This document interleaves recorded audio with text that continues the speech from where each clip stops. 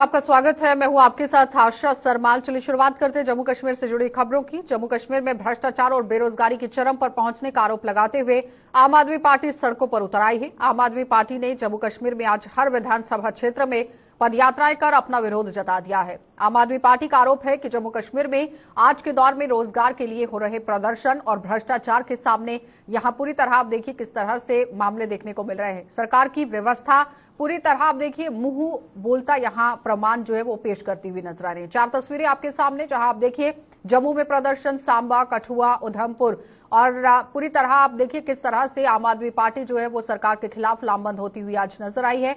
हर जगह पर धरना प्रदर्शन किया गया है।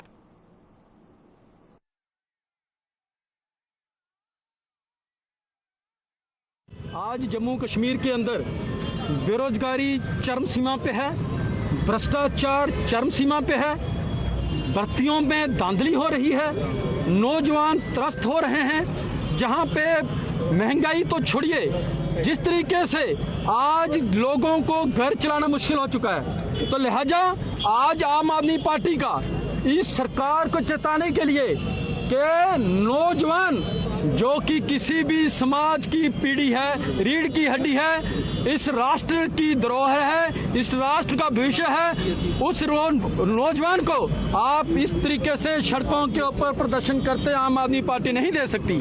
जहां तक जम्मू कश्मीर की बात है, आप देख लीजिए सब इंस्पेक्टर पुलिस भर्ती में धांधलियां, भ्रष्टाचार, फायर सेफ्टी इमरजेंसी जो सर्विसेज हैं उनके नियुक्तियों में भ्रष्टाचार। आज की मौजूदा सरकार जो तानाशाही वाली नीतियां ला रही है, जो गुंडागर्दी वाली नीतियां ला रही है, और जम्मू कश्मीर का हर वर्ग जो आप प्रोटेस्ट करा, चाहे वो डेली वेजेस हो, चाहे वो आशा वर्कर हो, चाहे वो आंगनवाड़ी वर्कर हो, चाहे वो FAA वाले बच्चे हो, उन सब के साथ समर्थन में ये पद यात्रा निकाली गई है। जो जो जम्मू कश्मीर के बर्निंग इशू है, जिनको ये मौजूदा सरकार अनदेखी कर रही है, आज इस जंग की शुरुआत आम आदमी पार्टी ने कर दी है। उन सभी लोगों के साथ जो प्रताड़ित किए जा रहे हैं, जो मौजूदा सरकार की तरफ से, जो मौजूदा LG शासन की तरफ से, उनके साथ आम आदमी पार्टी कंधे से कंधा मिलाकर खड़ी है। और मैं यह आश्वासन देती हूं, जैसे ही जम्मू कश्मीर में आम आदमी पार्टी की सरकार आएगी, ये सब मुद्दे चाहे वो डेली वेजेस हो या बाकी सब है, उन सब पर जल्द से जल्द कार्रवाई की जाएगी। जैसे कि पंजाब में हमारी सरकार बनने के विद इन डेज हमने 35,000 डेली वेजेस पक्के किए, 24,000 नई नौकरियां निकाली, और उसके बाद भी रेगुलर बेसिस पर नौकरियां निकल रही हैं और बेरोजगारी कम की जा रही है, जबकि भारत में आज जम्मू कश्मीर में सबसे ज्यादा बेरोजगारी है। ये जो मौजूदा सरकार हमारी BJP सरकार है, उसके खिलाफ ये जो प्रोटेस्ट हो रहा है, क्योंकि इस सरकार ने जो भी इसकी नीतियां वो सारी विफल रही हैं। इन्होंने जो लोगों के साथ वादे किए थे वो सारे के सारे झूठे निकले हैं। आज जो हमारे गृह मंत्री है, इन्होंने भी बोला था हजारों की संख्या में हमारे लोगों को नौकरियां मिलेंगी, लेकिन वो भी एक सिर्फ जुमला निकला। रोजगार के नाम पर एक स्कैम दिया इन्होंने हमें, और कुछ नहीं, इसके अलावा कुछ नहीं। गृह मंत्री जी ने झूठे आश्वासन देकर यूथ को रोजगार देने का जो सपना और जो लॉलीपॉप दिखाया था, आज वो धरा का धरा रह गया है। निस्संदेह आज आम आदमी पार्टी का हर कार्यकर्ता, हर वॉलेंटियर्स, हर लीडर्स आज सड़कों पे उतरा है, और ये भारतीय जनता पार्टी को सीधे स्पष्ट चेतावनी भी देती है कि आज का हमारा ये पीसफुल प्रदर्शन है, लेकिन रोजगार की बात करें, महंगाई की बात करें, अमन शांति की बात करें, जाति धर्म की बात करें, देश को तोड़ने का जो सपना भारतीय जनता पार्टी ने दिखाया, इस सपने को हम साकार नहीं होने देंगे। तो आज की हमारा पीसफुल ये प्रोटेस्ट है, आज हमारी ये यात्रा पैदल यात्रा है। अभी तो आम आदमी पार्टी का कार्यकर्ता अभी उभर के सामने नहीं आया है, लेकिन आने वाले समय में आप देखोगे कि आम आदमी पार्टी उधमपुर के अंदर एक विकल्प के तौर पर सामने नजर आएगी लोगों की सेवा करने। तो फाइनेंस अकाउंट असिस्टेंट अभ्यर्थियों ने आज लगातार 24वें दिन भी धरना प्रदर्शन कर सरकार से उनकी सिलेक्शन लिस्ट को रद्द न करने की मांग की है। इन युवाओं का कहना है कि सरकार को असल आरोपियों की निशानदेही कर उन्हें सजा देनी चाहिए, न कि बेकसूरों को।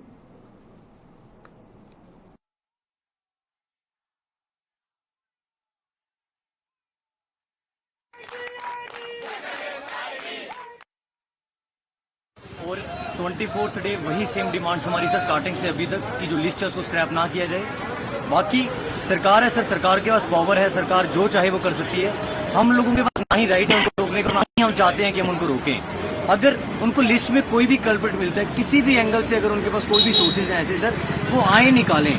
हम कोऑपरेट करने के लिए तैयार हैं और यही आज भी हमारी डिमांड है कि लिस्ट को स्क्रैप ना किया जाए। सर आज 24th डे और 24th डे जितने बच्चे आप देख रहे हो, हमारी स्ट्रेंथ में कोई कमी नहीं है। यहाँ पे वैसे के वैसे बैठे हुए हैं, अलग अलग डिस्ट्रिक्ट से आके बैठे हुए हैं। फिर भी अगर सरकार को लगता है बीच में कोई भी ऐसा एलिमेंट है सर, उनको चाहिए कि उन्हें जल्दी से जल्दी बाहर निकालें और हमारी लिस्ट को फिल्टर करके आगे सामने पेश करें। तो जम्मू के वेयर हाउस के व्यापारियों ने सरकार के हर घर तिरंगा अभियान को अपना पूरा समर्थन देने का ऐलान कर दिया है। वेयर हाउस ट्रेडर फेडरेशन के प्रधान दीपक गुप्ता ने बताया कि हर दुकानदार और व्यापारी अपने अपने प्रतिष्ठान पर तिरंगा फहराने को प्रतिबद्ध हैं। उन्होंने बताया कि जम्मू के राष्ट्रभक्त लोगों को फेडरेशन की ओर से तिरंगे भी दिए जाएंगे और राष्ट्रभक्त लोग इनके लिए फेडरेशन के कार्यालय आ सकते हैं।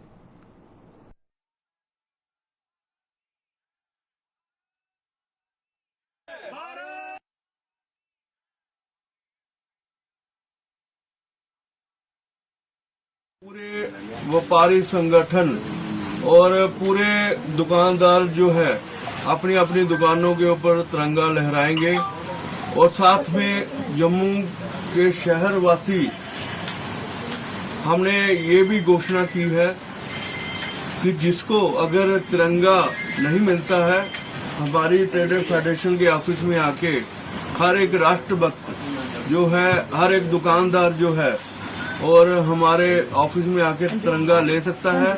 और हमने ये ऑफिस का कार्यकाल जो है हमारा सुबह 10 बजे से लेके शाम को 6 बजे तक कोई भी राष्ट्रभक्त, कोई भी दुकानदार, कोई भी शहर का वासी हमारी ट्रेडर फेडरेशन में आके झंडा जो है कलेक्ट कर सकता है।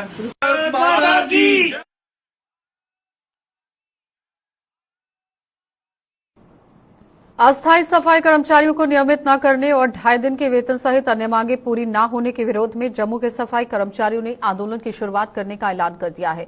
सिविक सफाई कर्मचारी यूनियन के बैनर तले इस आंदोलन की शुरुआत 9 अगस्त से शुरू करने का फैसला किया है और यूनियन के प्रधान रिंकू गिल ने आज एक प्रेस कॉन्फ्रेंस करने के बाद ये पूरी जानकारी आप देखिए किस तरह से दी है।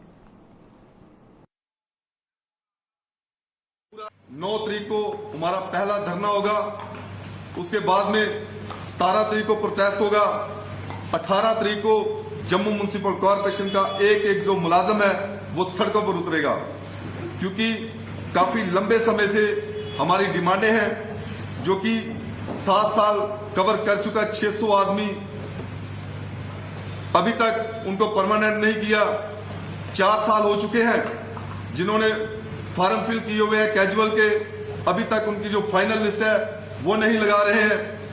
2.5 दिन की सैलरी का मसला था जो कि इन्होंने हमारे सफाई साथियों को 3-3 महीने के बिल बनाए हुए हैं। हम चाहते हैं कि जितना भी फील्ड स्टाफ है, चाहे वो ड्राइवर हो, चाहे सुपरवाइजर, जो भी है फील्ड स्टाफ, उनको 2.5 दिन की सैलरी दी जाए। साथ ही साथ और भी जो हमारे छोटे छोटे मसले हैं वो हमने सारा अपना मेमोरेंडम जो है वो दिया हुआ है। अगर हमारी डिमांडें पूरी नहीं होती हैं तो मजबूरन म्युनिसिपल कॉर्पोरेशन का एक जो मुलाजम है 18 तारीख को वो सड़कों पर उतरेगा। गवर्नमेंट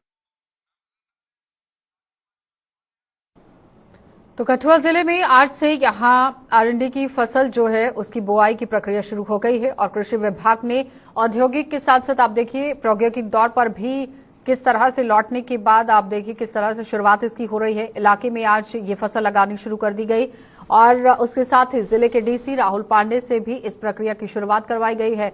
आपको बताते चले कि प्राकृतिक तेल की मात्रा 30 से 40% होती है और इसकी बुआई करने वाले किसानों को भविष्य में बेहद लाभ होने का अनुमान लगाया गया है।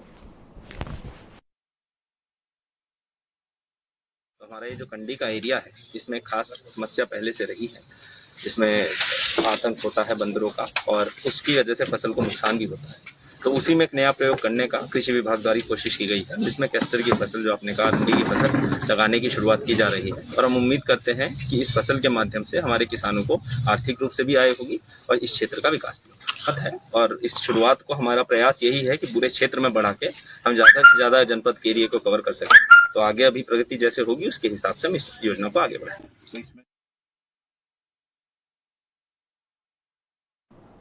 सीआरपीएफ की 130 बटालियन की ओर से साउथ कश्मीर के 400 अवंतीपुरा में आज निःशुल्क चिकित्सा शिविर का आयोजन किया गया, जिसमें बड़ी संख्या में स्थानीय लोगों ने भाग लिया और शिविर के दौरान लोगों के स्वास्थ्य जांच करने के साथ साथ उनमें जरूरत के हिसाब से दवाइयां भी वितरित की गई।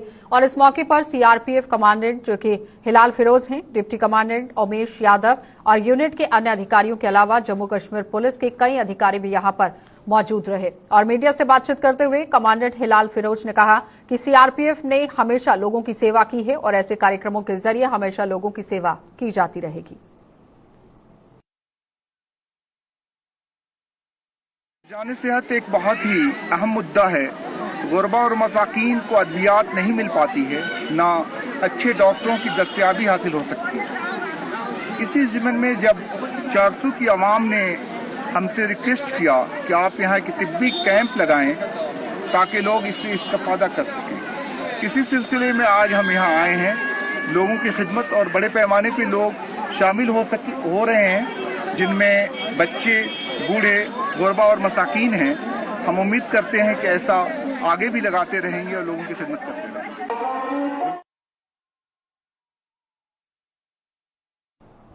लोगों को पौधे लगाने के प्रति जागरूक करने की मकसद से यहां रियासी में वन विभाग ने अपनी मुहिम में तेजी ला दी है और इसी कड़ी में आज वन विभाग की ओर से रियासी के बाजारों में जागरूकता रैली निकाली गई, जिसके जरिए यहां लोगों को घरों में कम से कम एक पौधा हर हाल में लगाने का आह्वान किया गया।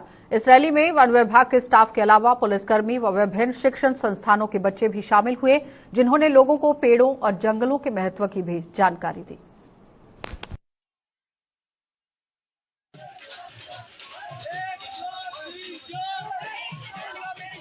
हमने कहा कि हम हर घर में एक पौधा लगाएंगे, उनको वन मित्र बनाएंगे, उनको एनरोल करेंगे ताकि वो आगे भी उनका एक कंसेंस जो होता है इनर, वो हमारे साथ अटैच हो सके और वो पौधा रोपण में और प्रोटेक्शन, कंजर्वेशन जो है इकोलॉजी का, नेचर का, उसमें हमारा आगे बढ़कर आगे आए। ये निगरानी का ही एक तरीका है कि जब लोगों के घरों में लगाएंगे तो उसकी निगरानी ऑटोमेटिकली हो जाएगी। मेन प्रॉब्लम आती है जब हम ओपन स्पेसेस में लगा देते हैं, तो हम ओपन स्पेसेस में नॉर्मली नहीं लगाते हैं, हम हमेशा वहीं लगाते हैं जहां बाड़ बंदी या कोई रिस्पॉन्सिबिलिटी उस पौधे की लेता है।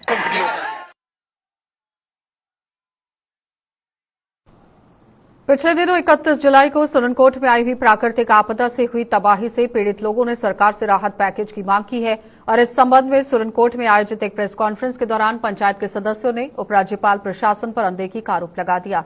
पंचायत के सदस्यों का आरोप था कि अगर यह आपदा जम्मू कश्मीर या फिर प्रदेश के किसी अन्य हिस्से में आती है तो पूरा सरकारी अमला वहां तैनात कर दिया जाता है और रातों रात सरकार प्रभावितों के पुनर्वास के लिए राहत पैकेज की घोषणा कर देती है। उन्होंने कहा कि एक सप्ताह बीत जाने के बाद भी सरकार किसी तरह से यहां राहत पैकेज की घोषणा नहीं कर पाई है, जिससे पीड़ितों में भारी रोष है।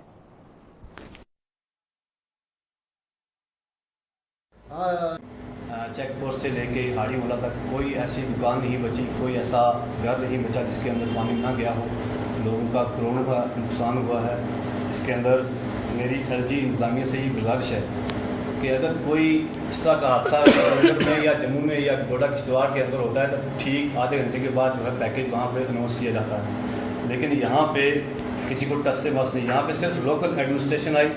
डी साहब का मैं शुक्रगुजार हूँ कि उन्होंने आधे घंटे के बाद एडिशनल डी साहब को यहाँ पे भेजा, डोर टू डोर के एसडीएम साहिबा, डीएसपी साहब, लोकल एडमिनिस्ट्रेशन, पुलिस के जवान, आर्मी के जवान, उनने बहुत काम किया यहाँ पे, लेकिन उनके हाथ में कुछ नहीं। मेरी एलजी इंतजामिया से ये गुजारिश है कि जल्द से जल्द जो है सुरनकोट के लिए एक पैकेज जो है वो अनाउंस किया जाए। इसके साथ साथ सुरनकोट के अंदर सैलाब आया, लेकिन इसके साथ साथ जो है रूरल एरिया की किसी ने कोई बात नहीं, वहाँ पे ज़्यादा नुकसान हुआ। लोगों के मकान जो हैं आधे जो मकान हैं ज़मीन के अंदर धस चुके हैं, किसी ने नहीं देखा, कोई कमेटी वहाँ पे तश्कील नहीं दी गई। पीएचई का निज़ाम जो है बिल्कुल बिगड़ चुका है। लैंड स्लाइडिंग की वजह से टोटल जो है पाइपों का नुकसान हुआ है, टोटल डैमेज है। उनकी मदद करे और जो भाजपा के वरिष्ठ नेता व पूर्व डिप्टी डायरेक्टर निर्मल सिंह ने आज यहां पर हीरानगर का दौरा कर तरहा नाले में ही बाढ़ में बहे लोगों के परिजनों से भेंट की है। उन्होंने इस घटना पर दुख जताते हुए बताया कि तरहा नाले में बहे हुए लोगों से 2 लोगों के यहां शव मिल चुके हैं, लेकिन एक अभी भी लापता है, जिसकी तलाश प्रशासन कर रहा है। और बीएसएफ ने पाकिस्तानी सेना से भी संपर्क किया है। उनके साथ पूर्व एमएलसी और भाजपा नेता रमेश अरोड़ा भी मौजूद थे। देखिए, ये बहुत बड़ी दुखद घटना घटी है कि मज़दूर लोग बेचारे अपनी रोजी रोटी के लिए, पेट के लिए वो रेत का काम कर रहे थे, लेकिन जिस प्रकार से बहुत बड़ी ट्रेजेडी हुई है और 2 डेड बॉडीज़ तो मिल गई, लेकिन एक जो डेड बॉडी अभी तक नहीं मिली है, अभी उन्हीं के घर में हम हैं। अभी बात हुई है, डिप्कॉम से बात हुई है, एसएसपी साहब से भी बात हुई है। उनसे हमने कहा है कि आप और एफर्ट्स करें, टीम भेजें और स्नाइपर डॉग्स वगैरह करके, ताकि पता लगे। एसएसपी साहब ने हमें बताया है कि हमारी बीएसएफ के थ्रू पाकिस्तान भी बात हुई है और वहाँ पर भी, क्योंकि वहाँ भी बाहर की सिचुएशन कुछ ज़्यादा ख़राब है, इसलिए वो अभी रिस्पॉन्ड उनका हम पता लगा नहीं है। तो लेकिन उन्होंने कहा है, और डिप्कॉम साहब ने भी जो है, रमेश अरोड़ा जी हमारे XMLC, इनकी भी बात हुई, मेरी भी बात हुई है कि वो कह रहे कि हम पूरी कोशिश दोबारा करते हैं और बाकी एजेंसीज को भी लगाते हैं। चलिए, तो खबर को दुरुस्त करते हुए आपको बताते चले कि आपने देखा कि यहाँ पर डिप्टी सीएम जो है वो किस तरह से पहुंचे हुए थे, डॉक्टर निर्मल सिंह, और उन्होंने तरहा नाले में जो लोग बह गए हैं उनके परिवार वालों से मुलाकात की है और अपनी पूरी संवेदना उनके साथ जताई है। आगे बढ़ जाएंगी। 1 से 7 अगस्त तक यहाँ पर आप देखिए मनाए जाने वाले विश्व रत्नपान सप्ताह के तहत आयोजित किए जाने वाली गतिविधियों में आज 6ठे दिन भी यहाँ पर काम किया गया। आज जम्मू के गवर्नमेंट गांधीनगर अस्पताल में एक निजी नर्सिंग कॉलेज के विद्यार्थियों ने नुक्कड़ नाटक के जरिए मां के दूध की अहमियत को उजागर किया।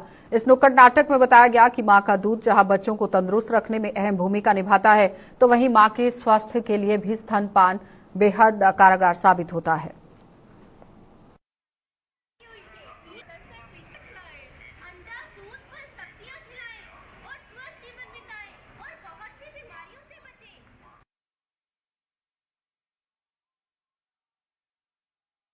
आज हमने नुक्कड़ नाटक रखा है जो नर्सिंग स्कूल के स्टूडेंट्स कर रहे हैं। नुक्कड़ नाटक एक बहुत अच्छा जरिया है जिससे हम अवेयर कर सकते हैं लोगों को और जागरूक कर सकते हैं, बता सकते हैं कि ब्रेस्ट फीडिंग के क्या फ़ायदे हैं मदर को और बच्चों को। देखा गया है कि आजकल भी जो मदर्स हैं बच्चे को पैदा होते ही गाय का, भैंस का, बकरी का सब दूध पिलाते हैं। अपना दूध बड़े कम लोग जो है देते हैं। जो बच्चा माँ का दूध अगर पीता है तो तंदुरुस्त रहता है, कई किस्म की बीमारी से बचा रहता है और मदर भी जो है वो सेहतमंद रह सकती है। उधमपुर में आज सुबह हुए सड़क हादसे में 18 लोग घायल हो गए हैं। घायलों में छात्रों की संख्या ज्यादा थी और जो स्कूल यहां पर जा रहे थे ये सभी लोग मिनी बस में सवार थे जो हादसे का शिकार हो गई। और पुलिस से मिली जानकारी के अनुसार ये सड़क हादसा बरमीन उधमपुर के बीच मसूरा में पेश आया है। उन्होंने बताया कि बरमीन से यहां उधमपुर आ रही बस जब मसूरा पहाड़ी इलाके से गुजर रही थी, उसी दौरान चालक पर आप देखिए किस तरह से बात जो है वो सामने आई है। चालक वाहन पर से नियंत्रण खो बैठा है और मिनी बस सड़क से फिसलकर सीधा खाई में गिर गई, जिसमें बैठे हुए यात्रियों में अधिकतर संख्या छात्रों की थी। और सड़क की खाई में गिरने से ही यहां आप देखिए किस तरह से हड़कंप जो है वो मचता हुआ नजर आया। स्थानीय लोगों की मदद के बाद ही इन लोगों को खाई से बाहर निकाला गया और उपचार के लिए अस्पताल में भी पहुंचाया गया। पुलिस की मदद से जिला अस्पताल इन्हें पहुंचाया गया है। जिला अस्पताल में 12 घायलों का इलाज जारी है, जबकि एक की गंभीर हालत के मद्देनजर जम्मू के जीएमसी अस्पताल में उसे रेफर कर दिया गया और अन्य जो घायल हैं उनका प्राथमिक उपचार अस्पताल में चल रहा था और उसके बाद उन्हें छुट्टी दे दी गई।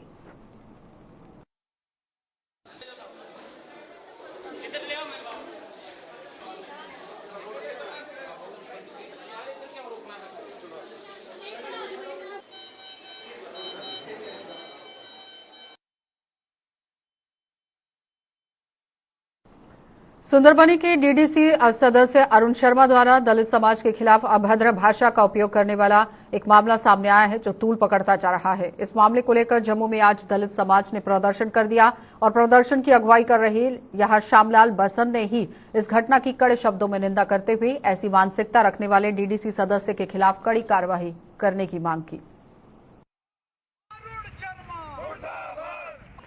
सुंदरबनी में जो इंसिडेंट हुआ है, जो अरुण शर्मा जी ने अभद्र भाषा का इस्तेमाल किया है डिप्टी कमिश्नर के खिलाफ, एडिशनल डीसी के खिलाफ, डीआई और जोरी के खिलाफ जो उन्होंने अभद्र भाषा का इस्तेमाल किया है, एफआईआर तो लगी है, लेकिन एफआईआर के उसके साथ उसका अरेस्ट क्यों नहीं हुआ है, ये बड़ी हैरानगी की बात है। मैं चाहूंगा कि एसएसपी एसएसपी राजौरी और एसडीपीओ फौरी तौर पर इसका संज्ञान लें और इसको इमीडिएटली अरेस्ट करें, वरना पूरे समाज के अंदर इतना ज्यादा रोष है कि एक डिप्टी कमिश्नर को नहीं बख्श रहे हैं, डीसी को नहीं बख्श रहे हैं, डीआईओ को नहीं बख्श रहे हैं। आप क्या अंदाजा लगा सकते हैं ऐसे लोगों के माइंडसेट का?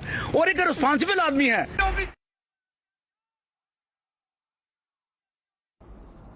जम्मू संभाग में रक्षाबंधन और श्री कृष्ण जन्माष्टमी के त्योहार पर पतंगबाजी की परंपरा पिछले कई दशकों से चली आ रही है। इन दिनों यहां आप देखिए त्योहारों की किस तरह से होड़ जो है वो मची हुई है और त्योहार को अब मात्र कुछ ही दिन शेष रहते हुए बाजारों में रंग बिरंगी पतंगे अपनी छटा बिखेरने लगी हैं। बात करें अगर जम्मू की, तो यहां खासतौर पर पुराने शहर के बाजार पतंगों की बिक्री के लिए जाने जाते हैं, जहां अलग अलग डिजाइन की पतंगे आकर्षण का मुख्य केंद्र बनती हैं। हालांकि फिलहाल मानसून की बारिश के चलते दुकानों पर इतना रश तो नहीं उठा है, लेकिन उसके बावजूद भी इक्का दुक्का लोग ही पतंगे खरीदते हुए नजर आए और आने वाले 3-4 दिनों में पतंगों की बिक्री जोर पकड़ने का अनुमान लगाया गया है। सर बढ़िया त्योहार है, जो बनाना चाहिए हम लोगों को अच्छे से, मतलब इसको प्रमोट करना चाहिए और अच्छी तरह से बनाना चाहिए। वैसे मतलब गुड्डियों के अच्छे अच्छे डिज़ाइन आए हुए हैं, मतलब उड़ानी चाहिए। उस दिन हम छत पे चढ़ेंगे, अपना एंजॉय करेंगे, पूरा गुड्डियाँ शुड्डियाँ चढ़ाएंगे। सर पूरी उम्मीद होती है हमें 100% कि लोग गुड्डियाँ चढ़ाएँ अच्छे से, मतलब अच्छी अच्छी डोरे लेके जाएँ, गट्टू को प्रमोट ना करें। जो गट्टू बेच रहे हैं उनके ऊपर सख्त कार्रवाई होनी चाहिए। सर हमने तो बहुत पूरी तैयारी कर रखी है, बहुत एंजॉय भी करेंगे, साथ साथ में दुकानदारी भी करेंगे, कस्टमरों को भी अटेंड करेंगे। उम्मीदें तो बहुत है, कामकाज अच्छा हो, रक्षाबंधन भी अच्छा हो, जन्माष्टमी भी अच्छी हो।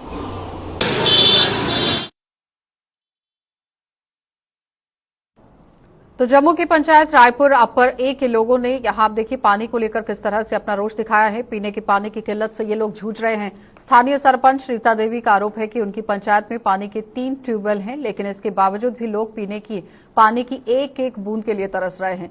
तो रीता देवी के मुताबिक पंचायत में लगे हुए इन 3 ट्यूबवेल्स में से 2 बंद पड़े हुए हैं और एक ट्यूबवेल का पानी जो है वो बिल्कुल पूरी तरह आप देखिए लोगों को पूरा नहीं हो पा रहा है।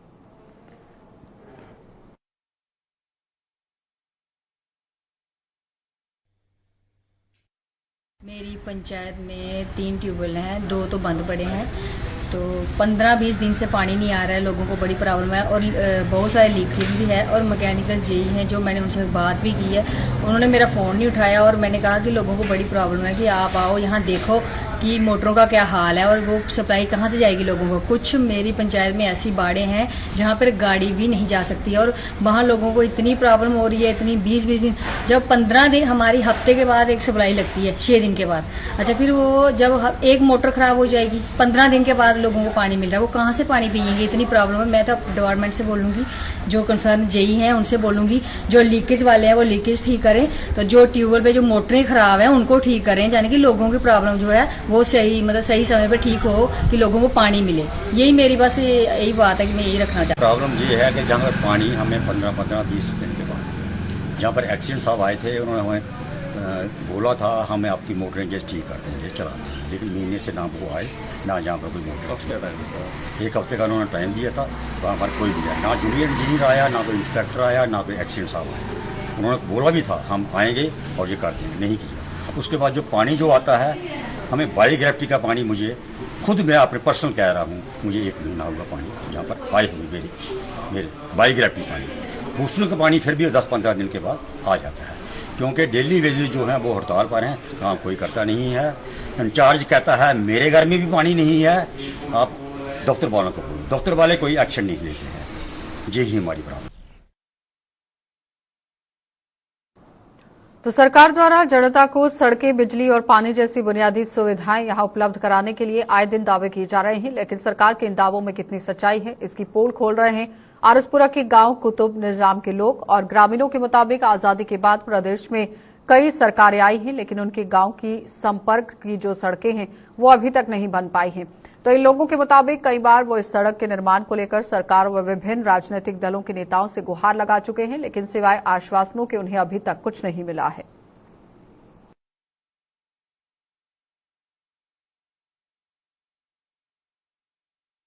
ਇਹ ਬੜੇ ਚਿਰ ਦਾ ਜਿਹਨੂੰ ਦੇ ਅਸੀਂ ਸਾਡੀ ਸੰਭਾਲ ਹੈ ਉਹਨੂੰ ਤੋਂ ਲੈ ਕੇ ਅੱਜ ਤੱਕ ਇਹ ਰੋਡ ਨਹੀਂ ਬਣਿਆ ਕਾਂਗਰਸੀ ਹਕੂਮਤ ਵੀ ਆਈ, ਬੀਜੇਪੀ ਦੀ ਵੀ ਆਈ, ਲੇਕਿਨ ਸਾਡੀ ਅਸੀਂ ਬੜੇ ਲੋਕਾਂ ਨੂੰ ਮਤਲਬ ਮਿਨਿਸਟਰ ਨੇ ਇੱਥੇ ਬੁਲਾਇਆ। ਆਹ ਲਾਰਾ ਲਾ ਜਾਂਦੇ ਲੇਕਿਨ ਬਣਾਉਂਦੇ ਨਹੀਂ। ਵੋਟਾਂ ਦੀ ਵਾਰੀ ਆਉਂਦੇ ਨਾ, ਆਪਣੇ ਵੋਟ ਲੈਂਦੇ ਨੇ, ਆਪਣਾ ਕੰਮ ਕੱਢ ਕੇ ਫਿਰ ਆਪਣੇ ਸਾਡੀ ਕੋਈ ਸੁਣਵਾਈ ਨਹੀਂ ਤੱਕ ਕੋਈ। ਸਾਡੇ ਬੱਚੇ ਸਕੂਲ ਆਣੇ ਜਾਣੇ ਦੀ ਬੜੀ ਪ੍ਰੋਬਲਮ ਹੈ। ਇੱਥੇ ਖੱਡੇ ਪਏ ਨੇ, ਸਕੂਲ ਆਣੇ ਜਾਣਾ ਛੱਡ ਕੇ ਹੁਣ ਪੈਦਲ ਜਾਣਾ ਵੀ ਬੜਾ ਮੁਸ਼ਕਲ ਹੈ। ਇਸ ਵਾਸਤੇ ਮਿਹਰਬਾਨੀ ਕੀਤੀ ਜਾਏ, ਸਾਡੀ ਵੀ ਸੁਣਵਾਈ ਕੀਤੀ ਜਾਏ, ਸਾਨੂੰ ਵੀ ਗੰਦ ਚੋਂ ਕੱਢੋ, ਤੁਹਾਡੀ ਬੜੀ ਮਿਹਰਬਾਨੀ ਹੋਏਗੀ। ਜਨਾਬ ਇਹ ਕੁਤਮਦਾਮ ਤੋਂ ਆਰਸਪੁਰ ਤੱਕ ਰੋਡ ਆਉਂਦਾ ਜਿਹੜਾ, ਇਹ ਬਿਲਕੁਲ ਬੜੀ ਹਾਲਤ ਖਰਾਬ ਹੈ ਦੀ। ਇੱਥੇ ਗੱਡੀਆਂ ਮਾਤੇ ਰੋਜ਼ ਪੈਂਚਰ, ਇਸ ਬੱਚੇ ਆਣਾ ਜਾਣਾ ਬੜਾ ਮੁਸ਼ਕਲ ਹੈ। ਤੇ ਜਨਾਬ ਮਿਹਰਬਾਨੀ ਕਰਕੇ ਕੈਂਕਰੇ ਸ਼ੈਂਕਰੇ ਇੱਥੇ ਪਹਾੜੋ, ਇਹ ਬੜੀ ਬਹੁਤ ਬੁਰੀ ਹਾਲਤ ਹੈ ਇਸ ਰੋਡ ਦੀ। ਮਤਲਬ ਲੱਖ ਲੱਖ ਖੱਡੇ ਪਏ ਦੇ ਨੇ ਇੱਥੇ, ਕੋਈ ਸੁਣਦਾ ਹੀ ਨਹੀਂ ਗੱਲ ਲੱਕੜੀ। ਬਾਕੀ ਜਗ੍ਹਾ ਰੋਡ ਬਣੇ, ਬਾਕੀ ਸਾਰੇ ਰੋਡ ਆਲੇ ਦੁਆਲੇ ਸਾਰੇ ਬਣ ਗਏ ਨੇ, ਸਲੈਡ ਤੋਂ ਲੈ ਕੇ ਸਭ ਦਬਲੈੜ ਤੋਂ, ਮਗਰ ਕੁਤਮਦਾਮ ਤੋਂ ਦਬਲੈੜ ਜਾਂਦਾ ਰੋਡ ਹੈ, ਬਿਲकुल खड्डे हो गए हैं बिल्कुल।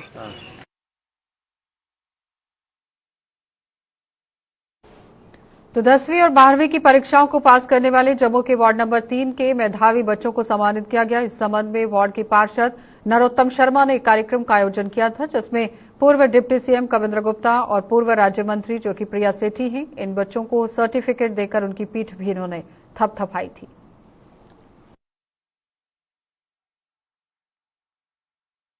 जो हमारे वार्ड नंबर 3 के जो बच्चे 10th और 12th में पास हुए, उनके एप्रिसिएशन का यहाँ कार्यक्रम रखा है और मेरी शुभकामनाएं उन बच्चों के साथ हैं जिन्होंने हाल ही में 10th और 12th पास किए। और मैं और मुख्य अतिथि यहाँ कविंद्र गुप्ता जी जो डिप्टी चीफ मिनिस्टर यहाँ रहे हैं और हमारे प्रिया सेठी जी मंत्री, सब लोगों ने पूरी टीम ने इन बच्चों की सराहना की है। इनके उज्जवल भविष्य की हम कामना करते हैं ताकि ये स्वच्छ भारत बने। चलिए बुलेटिन में फिलहाल इतना ही। आप बने रहिए गुलिस्तान न्यूज के साथ।